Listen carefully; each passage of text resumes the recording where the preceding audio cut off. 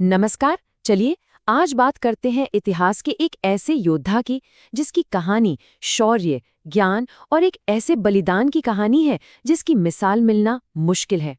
ये गाथा है मराठा साम्राज्य के दूसरे छत्रपति संभाजी महाराज की। तो शुरुआत एक नंबर से करते हैं, 120।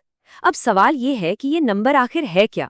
सोचिए जरा, ये किसी ऐसे योद्धा की कहानी से जुड़ा है जिसने अपनी पूरी जिंदगी चुनौतियों का सामना किया। तो ये नंबर है उन लड़ाइयों का जो छत्रपति संभाजी महाराज ने अपने सिर्फ 9 साल के राज में लड़ी, पूरे 120 युद्ध। और अब देखिए ये नंबर 0। अब 120 के सामने तो ये कुछ भी नहीं लगता है ना, पर असल में इसकी कहानी कहीं ज्यादा बड़ी है। मतलब ये कि उन 120 लड़ाइयों में से संभाजी महाराज एक भी नहीं हारे, एक भी नहीं, 0 हार। ये रिकॉर्ड ही अपने आप में पूरी कहानी कह देता है ना। तो सवाल ये उठता है कि आखिर ऐसा महान योद्धा बना कैसे। कहानी शुरू होती है उनके बचपन से ही, जब एक शेर के बच्चे को राजा बनने के लिए तैयार किया जा रहा था। देखिए, 14 मई 1657 को पुरंदर किले में उनका जन्म हुआ। पिता थे छत्रपति शिवाजी महाराज और माँ सईबाई। लेकिन बचपन में ही माँ का साया सिर से उठ गया, तो उनकी परवरिश की जिम्मेदारी संभाली उनकी दादी राजमाता जीजाबाई ने। और ये जीजाबाई थीं जिन्होंने इस बच्ची में वो सारी खूबियां भरी जो एक राजा में होनी चाहिए, चाहे वो घुड़सवारी हो, तलवारबाजी हो या फिर युद्ध की कला। और उनके साहस की परीक्षा तो बहुत छोटी उम्र में ही हो गई थी। सोचिए, सिर्फ 9 साल की उम्र, जब वो अपने पिता के साथ आगरा में औरंगजेब के दरबार में गए और वहीं उन्हें कैद कर लिया गया। लेकिन उस सिंह शावक ने जो हिम्मत और सब्र दिखाया और फिर जिस तरह से वो वहां से निकल भागे, वो किस्सा आज भी सुनाया जाता है। पर बात यहीं खत्म नहीं होती। संभाजी महाराज सिर्फ एक योद्धा ही नहीं थे, बल्कि उनमें एक और कमाल की खूबी थी। मतलब एक तरफ तो वो एक जबरदस्त सेनापति थे, तो दूसरी तरफ एक बहुत बड़े विद्वान भी। उन्होंने संस्कृत में बुद्ध भूषण जैसा ग्रंथ तक लिख डाला। उन्हें संस्कृत और फारसी समेत कई भाषाएं आती थीं।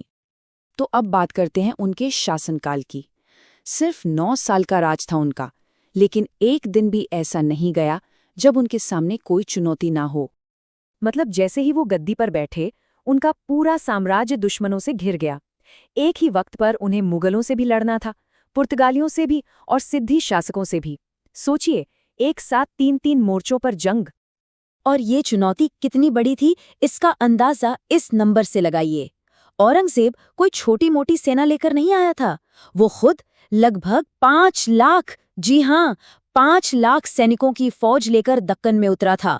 और उसका सिर्फ एक ही मकसद था, मराठों का नामो निशान मिटा देना। तो सवाल ये है कि इतनी बड़ी मुगल सेना का सामना उन्होंने किया कैसे। जवाब था गुरिल्ला वॉरफेयर, यानी छापामार युद्ध। उनके सैनिक अचानक कहीं से हमला करते और बिजली की तेजी से गायब हो जाते। इसी रणनीति ने 9 साल तक औरंगजेब की इतनी बड़ी सेना को दक्कन की जमीन पर उलझाए रखा। वो थक गए, परेशान हो गए, लेकिन एक भी बड़ी जीत हासिल नहीं कर पाए। लेकिन हर कहानी की तरह इस कहानी में भी एक दुखद मोड़ आता है। अब हम बात करेंगे उनके जीवन के उस आखिरी हिस्से की, जो धोखे और एक महान बलिदान की कहानी है।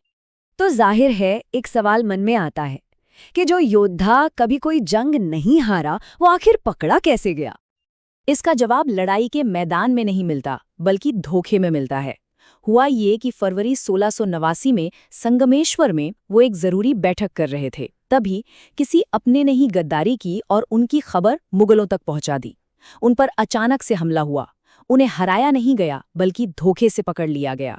कैद में औरंगजेब उनके सामने आया और उसने 3 शर्तें रखीं।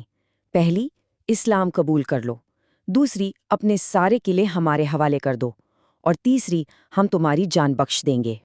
संभाजी महाराज का शरीर भले ही जंजीरों में जकड़ा था, पर उनका जज्बा आजाद था। उन्होंने औरंगजेब की इन शर्तों को सीधे सीधे ठुकरा दिया।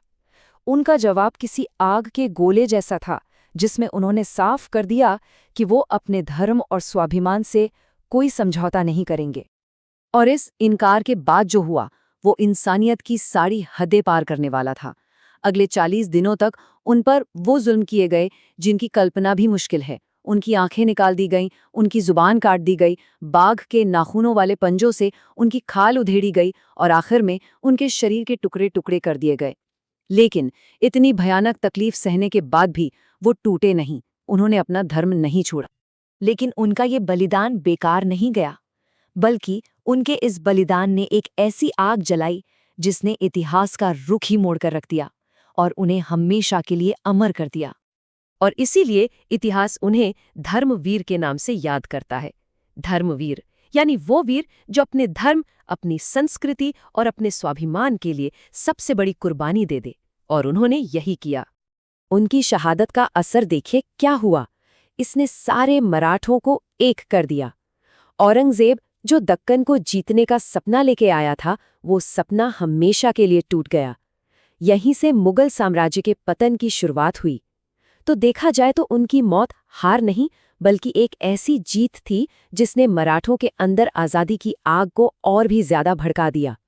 तो आखिर में ये कहानी हमें एक बहुत बड़े सवाल के साथ छोड़ जाती है कि ज्यादा ताकतवर कौन है, किसी सल्तनत की लाखों की फौज या फिर एक अकेले इंसान का अटूट यकीन। छत्रपति संभाजी महाराज की जिंदगी हमें इसी सवाल पर सोचने के लिए मजबूर करती है।